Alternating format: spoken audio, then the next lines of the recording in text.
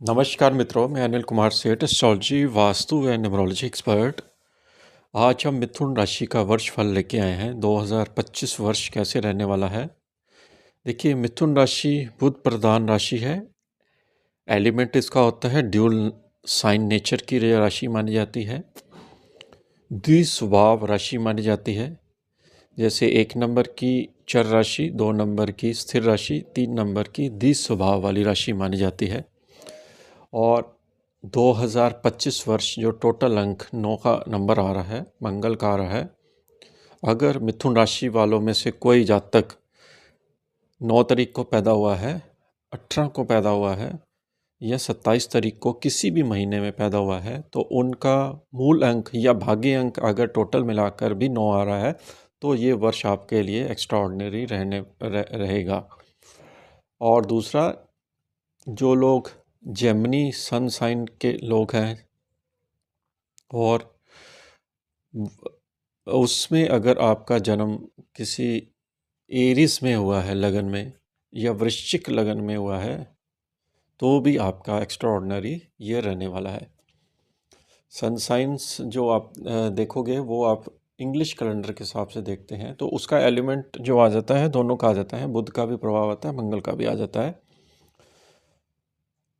वैदिक एस्ट्रोलॉजी में जो मून साइन देखा जाता है, जो आपकी राशियां बनती हैं, वो आपकी जन्मपत्री में जब आप किसी भी एप्लीकेशन में date of birth, time, place of birth डालोगे तो चंद्रमा आप देखो कि कौन से नंबर में बैठा हुआ है, तो वो ही आपकी मून साइन राशि मानी जाती है।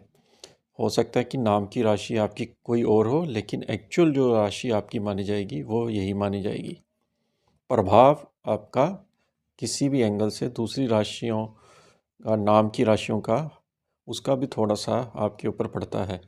देखिए, मिथुन राशि की बात करें तो ये वर्ष 2025 जो है आपके लिए 4 ग्रहों का जो परिवर्तन आपके ऊपर पड़ेगा वो किस किस सेक्टर में पड़ेगा और क्या क्या चीज़ों का ध्यान रखना है।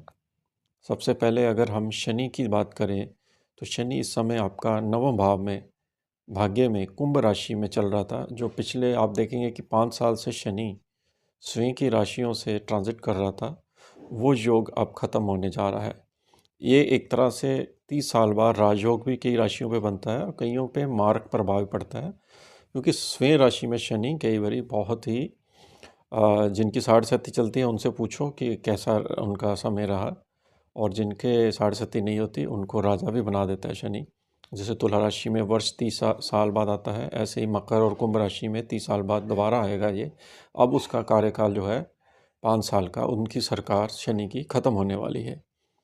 शनि का जो ट्रांजिट रहेगा वो 29 मार्च 2025 को मीन राशि में ट्रांजिट रहेगा। मीन राशि में राहु के साथ कुछ देर तक इसका संपर्क रहेगा, कुछ और भी ग्रह आएंगे लेकिन वो बहुत शॉर्ट पीरियड के लिए होंगे। शनि का ये वर्ष में अपने नक्षत्र में जाना, ये एक शनि के लिए अच्छा साइन है, क्योंकि उसका अपना नक्षत्र होने की वजह से वो 2 अपनी राशियों के ऊपर वर्क करेगा। लेकिन मीन राशि का भी प्रभाव देगा, जो गुरु प्रधान राशि है। शनि एक टीचर की तरह काम करता है, गुरु भी टीचर होता है। शनि थोड़ा सा हार्ड प्लैनेट है, तो बच्चों को जैसे आपने देखा होगा, आप स्कूल या कॉलेज में पढ़े होंगे तो आप छोटे होते बात करते थे कि फ़लाना मास्टर यार बड़ा मारता था हमें पढ़ाते समय, और फ़लाना बड़े प्यार से समझाता था। तो समझ लो कि जो शनि जो मास्टर आपको मारकर पढ़ाता था, जो काम नहीं करके आते थे, वो शनि है। जो प्यार से समझाता था, जो आपकी जिसके अंदर नोबल और एक अच्छी भावना जिसको कहते हैं होती थी, प्यार से समझाने वाली, वो जुपिटर है। इन दोनों में यही अंतर होता है, दोनों ही टीचर हैं, तो उनकी दोनों की रिस्पेक्ट हमें ग्रहों की करनी चाहिए। तो शनि मीन राशि में जब जाएगा तो आपके दशम भाव में जाएगा। हालांकि दशम भाव में, केंद्र भाव में शनि का ट्रांजिट अच्छा है आपके लिए, और क्योंकि शनि 29 मार्च 2025 को जब राशि परिवर्तन करेगा तो आपके 10th हाउस कैरियर, प्रोफेशंस, पिता के खाने में जाएगा, जो कि आपके कैरियर में एक अच्छा बूम लेके आएगा। कैरियर में आपका मान प्रतिष्ठा भी रहेगी, पद भी अच्छा देगा आपको, जॉब में अच्छी तरक्की देगा, क्योंकि अगला ट्रांजिट उसका लाभ भाव में जाने वाला है। तो 2.5 साल में आपके काफ़ी मेहनत यहाँ पर शनि कराने वाला है, क्योंकि शनि एक हार्ड प्लैनेट है और रिजल्ट देता है मेहनत के बाद। इतनी ईज़ी आसानी से रिज़ल्ट नहीं देता है शनि, क्योंकि इसका लंबा काल होता है। वो 30 महीने में आप समझ सकते हो कि 30 डिग्री इसने कवर करनी होती है। तो शनि शनि ही काम करता है। जो लोग कहते हैं कि हमारे काम नहीं बनते, हमारे काम नहीं रुक रुक के बनते हैं, या हम बड़ी मेहनत करते हैं, तो उनका कहीं ना कहीं शनि भी ख़राब होता है लगन चार्ट में। और भृगु नाड़ी की ज्योतिष की बात करें तो शनि आपकी वर्किंग का ग्रह भी माना जाता है। जो आपके प्रोफेशन से देखा जाता है शनि की पोजीशन, और काम में परिवर्तन का जो योग बनाता है वो शनि केतु या राहु केतु के कनेक्शन से ही बनाता है। जब भी ये संपर्क में आएंगे, वो अलग से कैलकुलेशन होती है भृगु नाड़ी की। आपको किसी और दिन भृगु नाड़ी ज्योतिष का भी हम आपको ज्ञान प्रदान करेंगे। तो शनि जब आपका 10th हाउस में जाएगा तो आपके प्रोफेशन में तो लाभ देगा ही देगा, क्योंकि वहाँ राहु भी बैठेगा, और राहु का जब संपर्क शॉर्ट पीरियड के लिए वहाँ पर होगा तो आपको थोड़ा सा सतर्क रहना है। आपका जॉब परिवर्तन का योग यहाँ पर राहु बनाएगा, तो बहुत ज़्यादा रिस्क नहीं लेना है, क्योंकि शनि एक स्टेबिलिटी का ग्रह है। शनि जब काम करता है तो लॉन्ग टर्म उसका इफेक्ट देता है। अगर आपने एकदम से जॉब छोड़ दी या बिज़नेस में कोई परिवर्तन कर दिया है एकदम से, तो आपको शनि फिर धीरे धीरे ही तरक्की देगा। ये चीज़ आप ध्यान रखें। कई बार हम जॉब छोड़ के बैठ जाते हैं और फिर हमें नीचे से शुरुआत करनी पड़ती है, या लो सैलरी से शुरुआत करनी पड़ती है। तो ये शनि का प्रभाव यहाँ पर 10th हाउस में रहने वाला है, क्योंकि शनि कनेक्शन बना रहा है आपका फॉरेन के साथ भी बना रहा है, 4th हाउस के साथ भी बना रहा है, मदर प्रॉपर्टी का भी योग बनेगा, वाहन का भी योग बनेगा।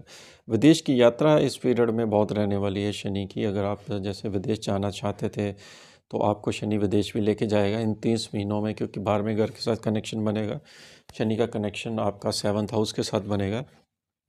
ये पार्टनरशिप का होता है। अगर आप पार्टनरशिप में जैसे काम करना चाहते हैं तो कर सकते हैं, बशर्ते कि आपका 7th हाउस पीड़ित नहीं होना चाहिए। जैसे राहु केतु या मंगल की स्थिति वहाँ नहीं होना चाहिए, वो खाली भाव होना चाहिए, या कोई शुभ प्लैनेट वहाँ पर बैठा होना चाहिए। तो ये भी एक योग बनता है, क्योंकि 7वां घर बिजनेस का होता है। आप बिजनेस में भी अपना हाथ जमा सकते हैं। बुध राशि वाले जो होते हैं वो इंटेलिजेंट होते हैं। अगर व्यापार करेंगे तो बुध, क्योंकि ट्रेड का कारक ग्रह है और कैलकुलेशन का ग्रह है, ये अकाउंटेंसी का भी ग्रह है, ज्योतिष का भी ग्रह है। इसके अंदर बहुत सारे एलिमेंट्स होते हैं, एट्रीब्यूट्स पाए जाते हैं बुध के अंदर। तो आपको यहाँ पर बहुत अच्छे बेनिफिट्स भी दे सकता है शनि। और जो शनि 138 दिन में वक्री भी रहेगा इस वर्ष में, तो मीन राशि में ही रहेगा, कुंभ राशि की तरफ नहीं जाएगा। लेकिन ये है कि जब मीन राशि में वक्री रहेगा 13 जुलाई से, तो थोड़ा सा आपको उस समय अपना काम के प्रति बहुत ध्यान रखना पड़ेगा, क्योंकि 12वें घर पर दृष्टि होने से आपके खर्चे भी बढ़ाएगा उस समय शनि। और हो सकता है कि कोई पिछला पेंडिंग काम जो 9th हाउस से रिलेटेड था वो भी 138 दिनों में करे। जैसे कोई यात्रा आपकी रह गई थी, धार्मिक यात्रा मन में रह गई थी, जैसे हम सोचते हैं कि हम फलानी जगह मंदिर में जाएंगे या इस जगह पे हम सिद्ध पीठ पे जाएंगे, तो उस समय वो आपका विश पूरा होगा। और 9th हाउस फॉरेन का भी होता है, उच्च शिक्षा का भी होता है। तो उच्च शिक्षा की प्राप्ति के लिए शनि वहाँ पे कार्य कर सकता है। आपके लिए दरवाजे शनि गेट खोल रहा है। कैरियर के लिए बड़ा अच्छा शनि है, क्योंकि वो उसी भाव में 10th हाउस में आ रहा है। D10 जो चार्ट होता है हमारा, वो कैरियर का ही होता है। तो ये एक शनि का आपको यहाँ पर प्लस पॉइंट मिलने जा रहा है। अब करते हैं दूसरे ग्रह की बात। देखिए, गुरु की बात करें, वो भी परिवर्तन करेगा। बृहस्पति आपको मालूम ही है कि इस वर्ष 3 राशियों को कवर करेगा, वृषभ राशि, मिथुन राशि, कर्क राशि। स्पीड तेज होने की वजह से इसको अतिचारी में ज्योतिष में बोला जाता है।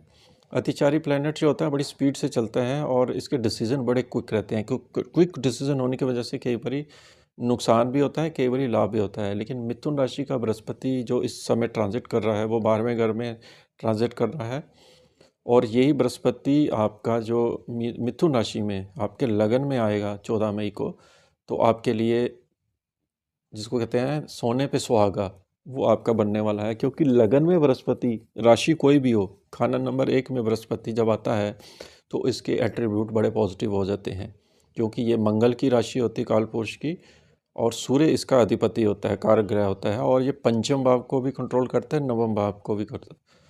तो ये आपकी जैसे आपकी शादी हो गई है तो संतान के लिए अच्छा है। अगर शादी नहीं हुई है तो आपकी मैरिज का प्रपोजल लेके आएगा, भाग्य में बहुत वृद्धि करेगा। धर्म की यात्राएं होंगी, कोई भी काम करेंगे उसमें पॉजिटिविटी रहेगी और पॉजिटिव दिमाग की वजह से आप कार्य क्षेत्र में तरक्की करोगे, आगे बढ़ोगे।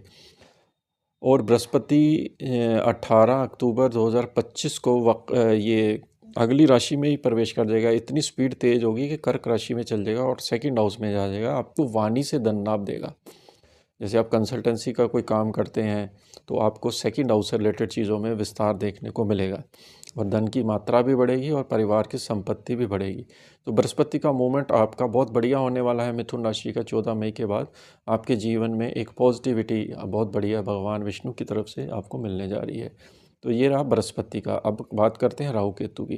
देखिए, राहु केतु भी दोनों बड़े ग्रह हैं, शैडो प्लैनेट की श्रेणी में आते हैं और ये ऐसे ग्रह हैं कि इंसान को अच्छे भले चलते चलते ही इंसान को जो परेशानियाँ आती हैं तो कई बार काम में रुकावट पैदा करने वाले ये ग्रह होते हैं। 18 मई को राहु भी बदल जाएगा, राहु कुंभ राशि में आ जाएगा। स्वयं की राशि में आने से ये बलवान हो जाएगा राहु।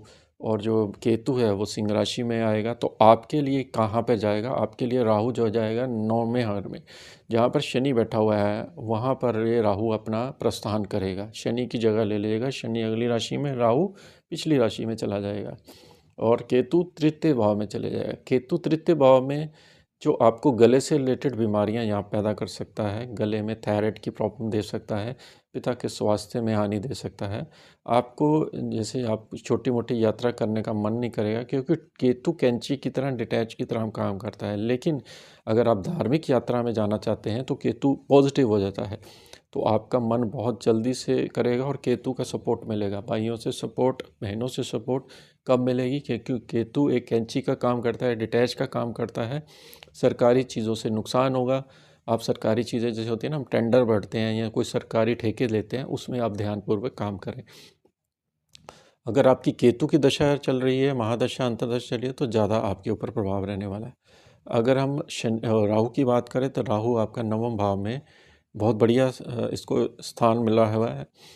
जैसे राहु, हालांकि नवम भाव जो होता है वो धर्म का होता है। धर्म में राहु का इतना बड़ा रोल नहीं है। राहु मटेरियल चीज़ों की तरफ आपका ध्यान देता है, धर्म में केतु का रोल है। अब ऑपोजिट हो गया, राहु वहाँ बैठ गया। तो राहु आप 9th हाउस में आने से आपकी विदेश की यात्रा के लिए अच्छे हैं, टेक्नोलॉजी की स्टडी के लिए अच्छा है। राहु टेक्नोलॉजी का कारक ग्रह है, इंजीनियरिंग का कारक ग्रह है और राहु आपका विदेश के साथ संपर्क बनाने जा रहा है। अगर आप फॉरेन के साथ कनेक्टेड हैं ऑलरेडी, तो मिथुन राशि वाले, तो आपको बहुत अच्छी पोजीशन जॉब भी यहाँ पर राहु देने जा रहा है, क्योंकि ये भाग्य की वृद्धि करेगा। जैसे कहियो कि राहु की अगर महादशा चल रही है तो राहु आपको 18 महीने के लिए बहुत पॉजिटिव, जिसको कहते हैं पॉजिटिव चीज़ें देने को लिए यहाँ पर आ गया है।